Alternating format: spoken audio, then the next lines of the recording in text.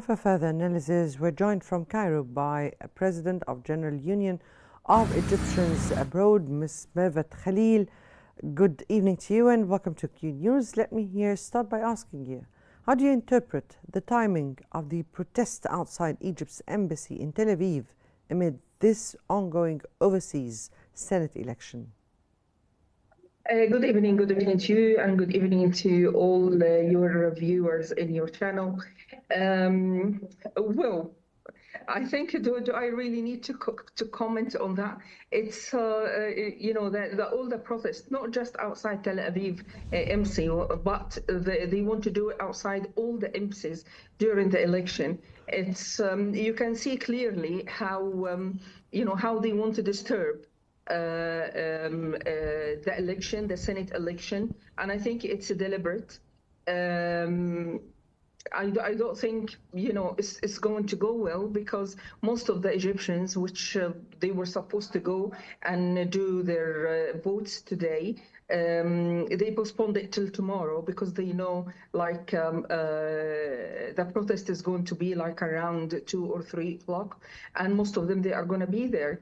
So it's a totally deliberate to create all these moves or all these movements at the moment, especially if it's it's not true. What they are complaining about is not true.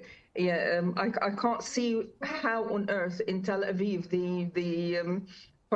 they protest outside the Egyptian embassy. They should go and protest outside Netanyahu house, not the Egyptian embassy. Of course, our foreign ministry, they are dealing with these matters in a very wise way as a diplomat. But I don't think all the Egyptians, they know that way. And it might be, like another scene tomorrow. And hopefully it's going to be a peaceful scene. Well, hopefully we have already started from today, so we're all hopeful that all the election process would go smoothly. To which extent do you think such protests, especially under Israeli police protection, serve political or symbolic objectives? Well, I'm going to talk about me as an Egyptian, and I live in the United Kingdom. I don't want whatever I say to be taken as something to do with the diplomat or foreign minister. But the thing is, from what I can see, is the security around the embassies in all the world are not that strong, because I could see when they did a protest for Palestine, and it was in London, happened in London a few months ago or after 7th of October, and all the protesters head to the American embassy. If I can tell you, like half of the British force was outside the American embassy, you won't believe me, but I was in that protest. I was with them and I saw exactly what happened over there. But for them to know that there is a protest around the world against the Egyptian embassies and against our ambassadors, and the security is not as much. So if they put 5 or 6 or even 9 officers around the embassy, and the amount of people they normally will go down there, because what happened is this protest since 7th of October, it goes around the area of Hyde Park, and our embassy is near this area, and the whole protest just go through there, and no one stopped them. So if you put 9 people around the embassy, would you think those are going to be enough? That's why the Egyptians decide, and you can see on all our Facebook pages, we put a request for all Egyptians to be there. First of all, we are protecting part of our country, because the Egyptian embassy on English land is a piece of Egypt is there. And most of the people, they want to protect their own country. So they are going to be around. How many, I don't know. But I'm sure all the protesters will be too many, and most of them, rather they are not Egyptians at all, or they are from the movement of Muslim Brotherhood, which we know all how much they hate, the country they were born in. So hopefully, we hope to be, peaceful, normal from our side. We are not vicious. We don't make trouble, but we want to protect like our MC, and we want the Senate election, to go smoothly. We don't want anything to disturb this process, the democratic process in our country. So hopefully we'll see tomorrow. Most of the people will be there. Most of the people of our union will be there as well, and other people from the community, the Egyptian community. We'll have pictures, we'll have videos, and we'll see what's going to happen. Now, as an expatriate yourself, let me take your opinion. Do you really think that these demonstrations would impact Egypt's diplomatic standing or its regional mediation efforts, particularly on Gaza? Can you repeat that again? The voice is not clear. Sorry. Right. Again, you are an expatriate. So from your point of view, would these demonstrations impact Egypt's diplomatic standing or its regional mediation efforts, particularly on the Gaza issue? No, well, this protest, I don't think is going to affect Egypt by any means. The Egyptians know exactly what it needs to be happening. We have all our confidence in our president and any decisions he can take. And we know that he's taken that very wisely, and he discussed it with lots of countries. He made lots of meetings to try to pass the idea or the peace idea through, all the channels. So Egyptians know exactly what our president and what our country is doing. So me as expat, I don't fear anything. I know exactly what my country is doing. I believe in what my country is doing. I saw in Rafah, the Egyptian Rafah, that our borders are open, because that's why they complain about the border. But the border is open. What they don't understand, or they do understand, the borders are open from the Egyptian side.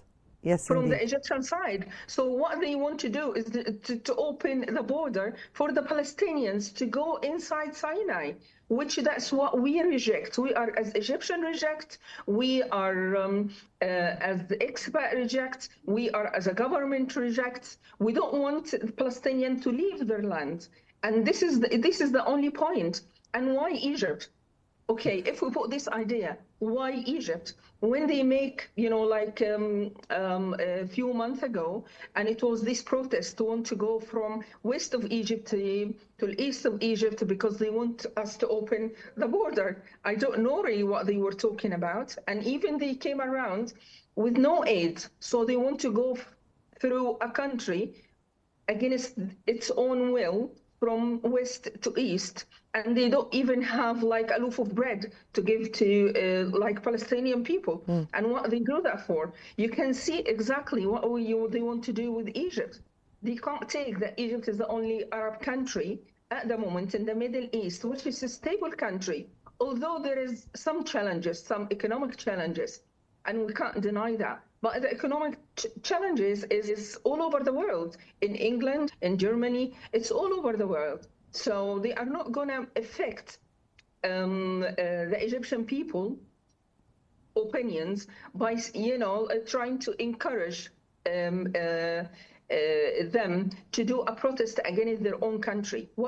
Whoever do protest against their own country, they are enemy of the country, even if they are Egyptians. Muslim Brotherhood, we know that they are Egyptians, and they are against their own country since 2013, 30th of June, when the revolution happened. So that's why we need to know exactly what they want. We are against that. We believe in what our country is doing, and nothing is going to affect the status and stability in Egypt. Right. What is the significance of Egypt's decision to publicly denounce the protest and link it to broader efforts to deflect attention from Israeli actions? Well, you can see exactly, well, I can see all these protests. They trying to draw the media towards the Egyptian embassy, forgetting what they are doing of genocide inside Gaza. They shrink the problem Before, we used to talk about the whole problem about Palestine. Now we are talking about Gaza, and not even Gaza. We are talking about a part smaller than Gaza. Before, we used to talk about the right of the Palestinian people. Now we are talking about how we want to feed them, just only to pass food to them. So they are shrinking the whole problem to something. And now they are trying to move the problem to Egypt, so they can, go with a blind eye on what they do inside Gaza. So it's clearly, I'm not. Maybe I come on the television, I comment on lots of news, but even the very simple person in Egypt, if you talk to anybody from the street, any person from the street, he will tell you this idea. We know exactly what they got against us. We know exactly what they want to do. I saw, it was yesterday, I think, when they tried to go inside the Egyptian consulate in Montreal, and they are all Jewish people. What are you doing inside the Egyptian embassy? Why don't you go to your own embassy? Let them open their own border. Or when we send any aid to Palestinian people, they don't shoot them. When they try to go and get the food, it's like a trap. We call it now a food trap, like they do to rats and mouses and mice and something like that. You put them the food and then you wait till they come and take the food. That's when you trap them. But the thing is, you do that to some people, to a nation. This is not acceptable. And because Egypt is the only country, in my opinion, I'm sorry, I have to apologize to all other, like Arab countries, but Egypt is the only one standing next to the Palestinian case since the beginning, years and years and centuries ago. So we have to approve that. Right. Rather you want or you don't want. So hopefully, with all now most of the countries like Canada, United Kingdom, Malta, plus other lots of countries, they try now to approve that Palestinians exist, which is very sad to say, but well, that's what's going to happen. So we'll see now the whole state, what is going to happen next. Right. From Cairo, that was the President of General Union of Egyptians Abroad, Ms. Mervat Khalil. We thank you so much